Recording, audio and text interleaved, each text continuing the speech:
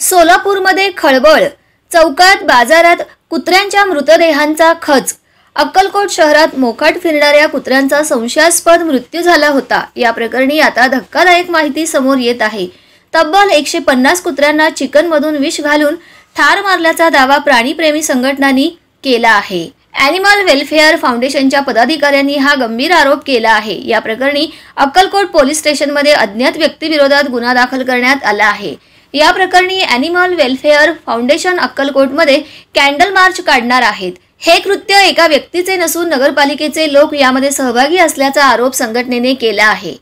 शहरातील अनेक चौकात कुत्र्यांच्या तोंडाला फेस येऊन ते बेशुद्ध अवस्थेत आढळले होते। शहरातील कारंजा चौक, मुजावर गल्ली, जुना आडत बाजार, फुटाणे गल्ली, विजय कामगार चौक या ठिकाणी 10-15 मोकाट कुत्रे तोंडाला फेस येऊन मृत्युमुखी पडले होते। यानंतर शहरातील प्राणीप्रेमी कार्यकर्त्यांनी मृत्यू झालेल्या कुत्र्यांवर अंत्यसंस्कार केले होते। या घटनेबाबत प्राणी संघटनांनी नगर परिषदेलाही नोटीस दिलेली आहे। BNS कायदा 325 नुसार आरोपीला 5 वर्षाची शिक्षा आणि 25,000च्या दंडाची तरतूद आहे। त्यामुळे दोषींवर कडक कारवाई झाली पाहिजे अशी मागणी प्राणी संघटनेने केली आहे।